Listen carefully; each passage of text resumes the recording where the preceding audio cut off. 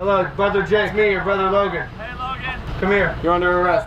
Welcome to WatchMojo, and today we're counting down our top 20 picks for creators who built massive followings before Controversies revealed a darker reality behind the camera. It's gonna be super hard for me to trust girls after this, but I love all my female fans, and thank you for everybody close to me, even though I have nobody in my life.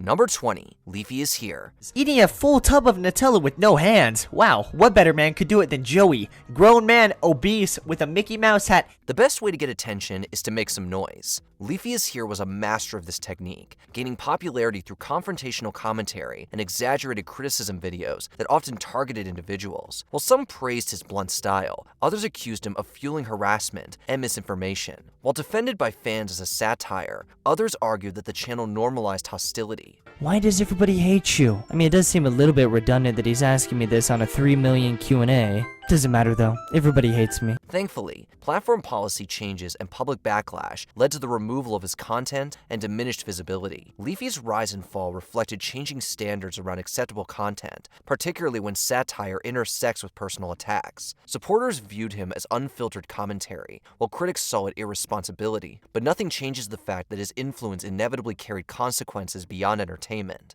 Being literally censored by literally YouTube itself. Obviously, Leafy isn't the one who buried the word literally. I think he's probably dancing on the grave of literally right now. And I think the next target is satire. Number 19, MiniLad. I feel like that's gotta be some undercover FBI, CIA building where everyone just thinks it's a joke, but you go in there, there's some messed up stuff happening in there. A family-friendly persona will always get you the views and subscriptions. MiniLad achieved the same through his gaming content and charismatic personality that resonated with younger audiences. But appearances could be deceiving, and the same was unfortunately true about this YouTube creator. The family-friendly image unraveled when allegations surfaced involving inappropriate interactions with fans. The revelation shocked audiences who associated his content with harmless entertainment. 3. Hey!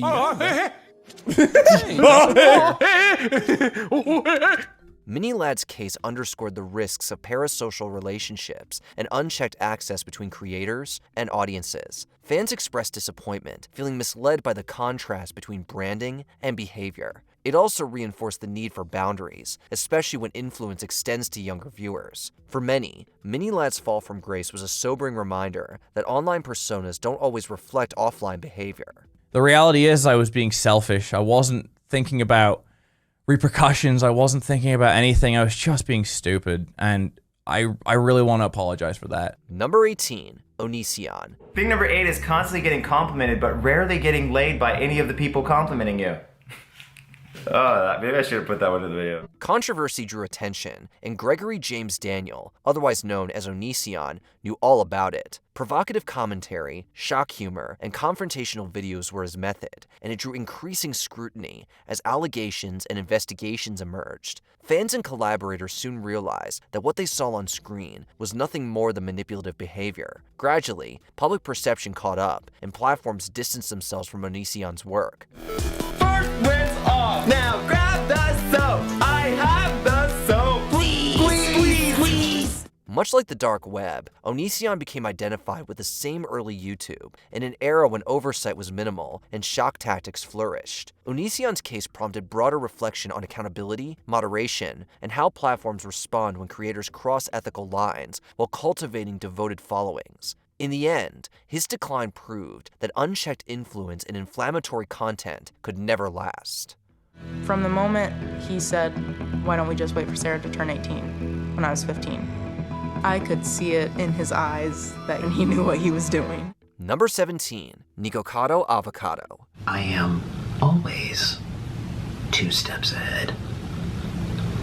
This has been the greatest social experiment for my entire life. Nikocado Avocado's channel was notorious for its extreme mukbang videos and emotional volatility. From exaggerated emotions and public arguments to over-dramatized personal narratives, the channel had it all. The facade only lasted for so long before viewers began to question if the on-screen breakdowns and conflicts were authentic or staged performance art. Nikocado himself acknowledged exaggeration as part of his persona, blurring the line between reality and spectacle. Make sure nothing falls. Do something useful. Don't just sit there like a lump on the log. While some admired the transparency, others felt manipulated by content designed to provoke concern. The host's polarizing approach garnered massive attention and equally massive criticism about self-exploitation and mental health representation online. Today, Nikocado's channel is an example of the complex relationship between creator identity and authenticity, and how these can intentionally intertwine for monetary purposes. People were pointing out the bags under my eyes. I definitely feel a lot more refreshed now. I'm gonna put a side-by-side or something. Like, look at my face. 2 steps ahead. Number 16. The Fine Brothers attempt to copyright the word react. We are excited to announce React World, which is a first-of-its-kind program that allows people and companies to license all our popular shows online so that anyone, even you watching right now, can create your own versions in a fully legal way and be part of a new and exciting global community. The Fine Brothers built an empire on reaction videos, turning internet culture into a brand. That empire collapsed in 2016 when they announced plans to license and trademark the React video format. The brothers claimed the goal was collaboration, but this didn't go down too well with the rest of the creators on the platform, many of whom feared restrictions on a broadly used concept. Despite assurances, reports of takedowns fueled distrust. With React World, we're providing a way for people to make their own versions of our shows and do it with us. By licensing our formats and trademarks, everyone will know that you're doing this legally with our company's guidance. Viewers and fellow YouTubers responded with widespread criticism. Subscriber numbers dropped dramatically in protest, and ultimately, the brothers reversed course. The brothers continued with their channel, and the issue was put to rest. While the channel eventually recovered its lost followers, the brothers' actions highlighted creators' fears about corporate control over shared formats.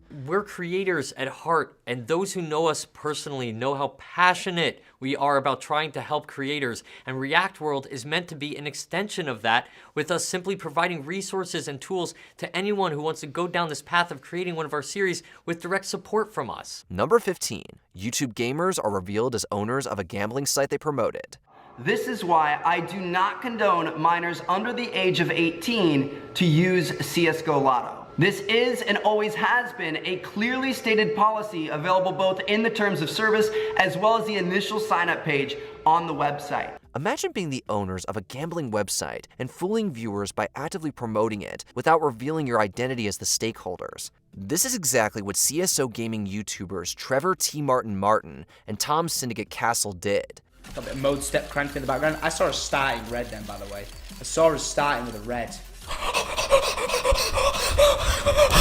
Their site allowed users to wager virtual items for real money, attracting young audiences. The lack of disclosure raised ethical concerns, especially when younger fans were being misled. Both creators denied intentional wrongdoing and emphasized legal compliance, but the situation intensified scrutiny of online gambling-related content and advertising practices. It also contributed to broader conversations about disclosure rules, age-appropriate content, and the influence creators wield over impressionable gaming communities worldwide. See, there's no way of knowing for sure, but it seems like Valve had to have known that people were using CSGO skins as gambling chips. It seems like there's pretty much no way for them not to have known. Number 14. Sam Pepper faked a kidnapping and murder. Come on! In another example of a prank video going way overboard, YouTuber Sam Pepper's reputation took a major hit after releasing a staged kidnapping and mock execution prank involving close friends. The footage showed his friend appearing genuinely terrified during the staged kidnapping and fake execution, believing it was a real murder. Pepper claimed the video was a social experiment, but the public largely disagreed. We decided to film this outro now whilst we're all back in a safe zone. We're good though. That was crazy. Props to you guys. That was actually insane. Critics argued that shock value had overtaken empathy, illustrating how far creators might go for attention. Pepper didn't stop there, and later even attempted to disguise sexual assault as a prank. His actions demonstrated how chasing virality can override empathy and the increasing need to set boundaries between entertainment and real emotional harm. What is this? No, Sam, look at me, look at me, look at me. What? Number 13. YouTubers accused of promoting a scam. What is going on here? The cherry on the top here is that in their terms of service, they can share your data. And anything talking about mental health related, that's really not a problem if that's public information, right? Several high-profile YouTubers, including Shane Dawson, Philip DeFranco, and H3H3 Productions, faced backlash after promoting BetterHelp. Marketed as an affordable, accessible online therapy platform for mental health care, creators describe the service as comparable to traditional counseling, encouraging viewers to sign up via referral links. However, criticism emerged when users questioned therapist credentials, data privacy practices, and the effectiveness of the service itself. People who have spoken about mental health issues are the people that are being approached by BetterHelp, right?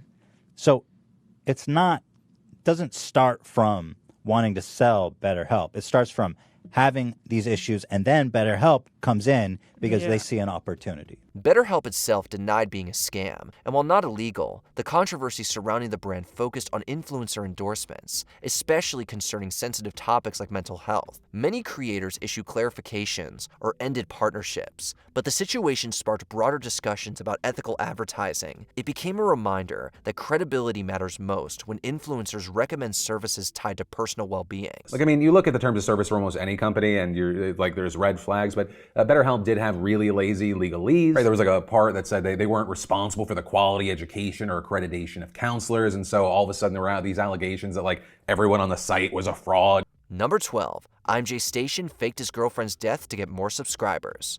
If she told me, I really don't like these videos, if you don't delete them, I'm gonna break up with you. She never told me that. She told me her dad doesn't like the videos. Her dad's not doing YouTube, so why am I listening to her dad? Lies eventually catch up, and this was the case for YouTube content creator ImJayStation. He had built his channel on shock content and exaggerated paranormal claims. He settled for his worst lie in 2020, one that would bury his channel. ImJayStation admitted to faking his girlfriend and fellow YouTuber Alexia Morano's death, and for what cause? To increase his subscriber count and to gain views. It was her dream to get 1 million subscribers, so out of respect for her, because I know that's what she would want, I'm gonna post those videos there. What some fans once saw as an edgy performance crossed into emotional manipulation, even by YouTube standards. The revelation led to widespread condemnation, platform penalties, and loss of sponsorships. For many viewers, this incident symbolized how far creators might go to maintain relevance and demonstrated that audiences increasingly expect honesty, especially when creators exploit sensitive themes purely for engagement. I could not control the narrative. I messed up and I made a mistake and it was negative. And I'm not saying what I did was right or anything, but I'm just trying to explain to you why I did it. Number 11, Reset sentenced to jail for an Oreo toothpaste prank. In a case of a prank gone too far, Spanish YouTuber Reset sparked outrage after filming himself giving a homeless man cookies filled with toothpaste. Reset's actions drew widespread condemnation. Exploiting someone vulnerable for entertainment comes with its fair share of consequences, and Reset now had to face them. The legal ground was set, resulting in jail time, fines, and a permanent ban from YouTube. Reset later attempted to apologize, but public opinion remained unforgiving. The incident became one of the clearest examples of prank culture crossing ethical boundaries, reinforcing growing calls for accountability, especially when viral content came at the expense of others. Reset's punishment proved that shock value and cruelty are not protected by the label of entertainment. Number 10, a Christian couple are accused of faking their pregnancy and miscarriage. All of this past year, we've been documenting our life through a vlog, and I've never sat and cried on the vlog. I don't share a lot of personal problems that I have. We don't show our arguments. Pregnancy announcements are a viral phenomenon today. Sam and Nia Rader also rode that with Sam secretly doing a pregnancy test and surprising his wife with the results. However, 3 days later, they revealed that Nia had lost the baby after suffering a miscarriage. Sympathy poured in for the couple, but it wasn't too long before public perception shifted. When Sam and Nia attributed their rise in subscribers to the miscarriage, viewers began to question the couple's sincerity. What did you do? Did you get a dropper out of the toilet? No, you didn't. I did. No way. Are you serious right now? No way. Are you serious? I'm dead serious. Are you 100% serious?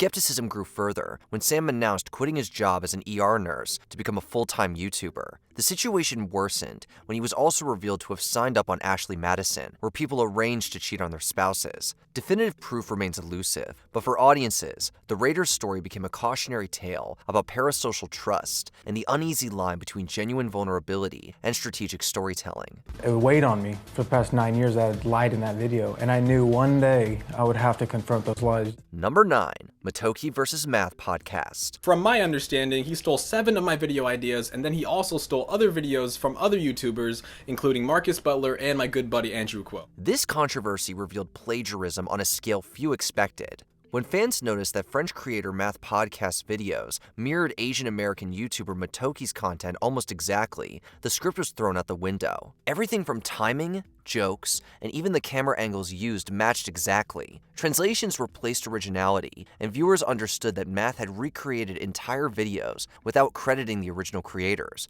This was plagiarism at its worst, and as mounting evidence emerged, viewers turned off the channel. The controversy sparked discussions about creative theft across language barriers, highlighting how international audiences can be misled when content is repackaged, and that originality matters regardless of language or location. I'm really sorry, what I did was wrong, but I learned from my mistake. And I'm glad to have copied such a nice guy, because he could have made all of this much worse. Number 8. A YouTube news channel wrongly labels an elderly man as a pedophile. This guy didn't do anything. He didn't do anything wrong. And because of me, he was harassed for about 2 hours. In 2016, YouTube drama reporting crossed a dangerous line when an elderly streamer was falsely identified as a convicted criminal. Daniel Keem, or Keemstar, the host of Drama Alert, incorrectly accused a 62-year-old Twitch game streamer. Keemstar identified the streamer as convicted pedophile John Phillips. Now, John was arrested for this, and he recently got out of jail, and the first thing he did was stream RuneScape on Twitch. The accusation spread rapidly, leading to online harassment, abuse, and even death threats before the claim was disproven. The real John Phillips was still in prison. The error stemmed from superficial research and visual assumptions rather than verified facts, but the damage was done. The incident exposed how misinformation can spread when creators prioritize speed over accuracy. It also raised ethical questions about responsibility in online news content. I'm sorry. I'm sorry we got this wrong. I pride myself on being right, and I was not right this time. Number 7, Paul Brothers. There's a lot of people making a lot of money with flips, but bro, this space, to me, is not a couple month play. It's not a couple years play. This is like a decade. Several years of viral content, pranks, and high-energy vlogs have propelled Logan and Jake Paul, or the Paul brothers, to meteoric success. Today, Logan has worked with some of the best in world wrestling entertainment, while Jake has also tasted the spotlight, marking out against the best in boxing. Their proximity to fame also makes the Paul brothers no strangers to controversy. Because I moved to Puerto Rico in pursuit of becoming a world champion in my boxing career, I have rescinded my right to vote. But that doesn't mean I can't present my 80 million large audience with proper facts, numbers, and data to encourage them to vote in the proper direction to quite literally save America. Misleading promotions, including crypto and NFT projects later accused of deception, have prompted critics to argue that their massive influence has amplified risky financial behavior among young audiences. While the brothers have denied wrongdoing and continue expanding into entertainment and sports, skepticism lingers. The Paul brothers are now symbols of influencer culture's growing pains, where reach and revenue often outpace accountability and audience protection.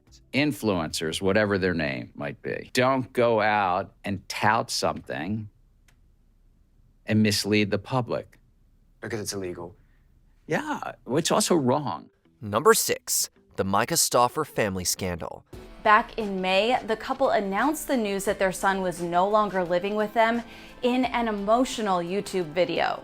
Numerous medical professionals have felt that he needed a different fit and that his medical needs. When Micah Stauffer and her husband decided to adopt a child from China, their viewers were thrilled. The family's content attracted millions of viewers, and their popularity blew up. But in 2020, the bubble broke. Stauffer revealed that she and her husband had rehomed their adopted son, citing challenges related to his autism. Something that family kind of opened the world to is adoption is trauma. It was harder because Huxley was a little bit older. Viewers had already questioned the lack of their child's appearances in videos, and when the beans were spilled, outrage ensued. The announcement contradicted years of content portraying adoption as a central part of their identity. Many viewers felt emotionally manipulated, believing the adoption had been used for content and branding. The scandal highlighted ethical questions surrounding family vlogging and the responsibilities creators have when real children are involved in monetized storytelling. Since the Stoffers shared that video in late May, Micah, who spent years documenting the adoption process, has lost more than 20,000 YouTube subscribers, and she's received a lot of online criticism. Number 5. DaddyOFive and MommyOFive. I understand how everyone feels. I acknowledge and I respect how everyone feels about this, and I do agree that we put things on the internet that should not be there. We did things that we should not do. Families are loaded with drama, but what happens when family drama meets exploitation and mental harm? This was the story of Michael and Heather Martin. The duo ran a family-focused channel centered on prank videos involving their children. Over time, viewers raised concerns that these pranks caused genuine emotional distress for the children. Now, Alex, read the note in your pocket. Alex did the kitchen yesterday. Take out the trash. What? It became evident that what was initially framed as comedy had begun shredding the borders of exploitative behavior, and one that put the children's health in jeopardy. Authorities later intervened, and custody arrangements for some children were altered. The channel was promptly shut down amid a controversy that questioned whether monetizing family life in online media outweighed a child's well-being. You're not suggesting that your kids and the crying and the sobbing and that emotion we see was not real, are you? Not every single time. Some of it was acted. Number 4. Lonely Girl 15. You know what else is kind of awkward is that Daniel is probably watching this too. Hi, Daniel. YouTube's first major deception appeared in the form of a Lonely Girl. Lonely Girl 15 was a YouTube channel that presented itself as a teenage girl's personal video diary. The channel slowly gained traction with a devoted audience invested in her life. Eventually, viewers discovered the character was fictional, portrayed by actress Jessica Rose. Every video released on the channel had been scripted and directed. What was the backlash? Did you see people checking out en masse once they knew? Not at all. No. In fact, our viewership tripled. I mean, almost within a week. The innovative storytelling earned praise from the audience, but the channel's earliest fans felt betrayed by the lack of transparency. Lonely Girl 15 and her real identity sparked widespread debate about online authenticity. Although the series continued as a web production, the scandal permanently changed how audiences approached real content, shaping skepticism toward vlog-style storytelling for years to come.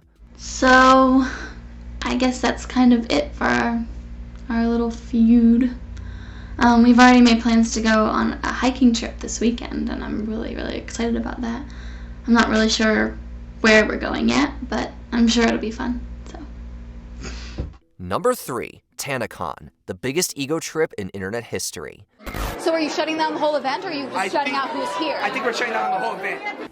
Now I have to interview that guy. Managing a convention is not easy, especially if the whole event is a case of false advertising. This was Tanacon. Touted as a fan-focused alternative to VidCon, Tanacon was marketed as a free, inclusive convention hosted by Tana Mongeau. But upon arriving at the venue, attendees confronted a very different reality: overcrowding, inadequate security, and missing amenities. We are in absolute doomsday scenario. This is the worst case. We're shut down, okay?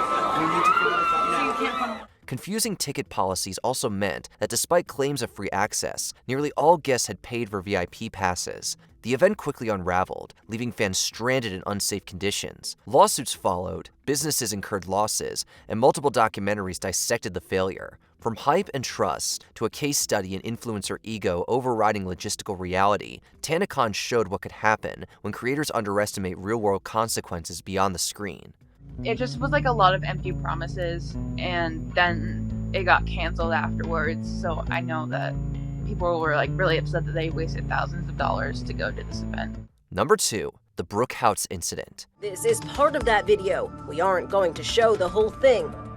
It has since been taken down from YouTube. Brooke Houts had pet vlogging down to a T. Her upbeat personality and pet-focused content featuring her dog Sphinx made her a popular YouTube content creator. On camera, Houts showed genuine love for her animal friend, but behind the scenes, something far more disturbing brewed. In 2019, unedited footage showed Houts reacting aggressively toward her dog during filming, contradicting her on-camera persona. Public backlash was swift, with audiences accusing her of cruelty and deception.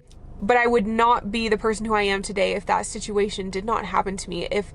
If what I did to my dog, if that didn't happen, I would not be the person who I am today. Houts issued statements claiming the incident was misrepresented, but her brand image did not recover. Sponsors distanced themselves, and her channel activity declined sharply. Houts' story is now a reminder that friendly aesthetics can sometimes conceal troubling behavior when creators forget the camera is always watching. Since the matter, I have invested in professional dog training. I'm learning so much, and I promise you that my pet owner relationship is stronger than ever. Before we continue, be sure to subscribe to our channel and ring the bell to get notified about our latest videos. You have the option to be notified for occasional videos or all of them. If you're on your phone, make sure you go into your settings and switch on notifications. Number 1. Olivia Jade. Moral of the story is, I've missed you guys so much, and I'm just really excited to start filming again and to start uploading, and I really hope you enjoy the vlog. She built a massive following as a lifestyle influencer. Her content reflected privilege, relatability, and effortless success. But this pristine image collapsed when Olivia Jade became embroiled in the college admissions scandal. The scandal revealed that her parents paid bribes to secure admission to the University of Southern California. When we got to Olivia, USC said she was flagged as a recruit for the crew team. I told them I had no knowledge of Olivia's involvement in crew, and based on what I knew of her video blogging schedule, highly doubted she was involved in the sport. Olivia was accused of benefiting from falsified credentials. The backlash was immediate. When the story broke, brands quickly dropped her, and she stepped away from YouTube for nearly a year. An apology tour followed, but was met with skepticism as many felt its purpose was to repair her reputation rather than admit accountability. For many viewers, the scandal exposed how curated influencer authenticity can mask unequal advantages behind the scenes. When you reach a certain level of wealth, there's a relentless pursuit of the trappings of power. You want to have the fancy car, you want to have the fancy house, whether you need it or not. And it just seems to me that the atmosphere created in high wealth societies is part of the problem. Were these creators misunderstood, or did they genuinely mislead their audiences? Let us know in the comments.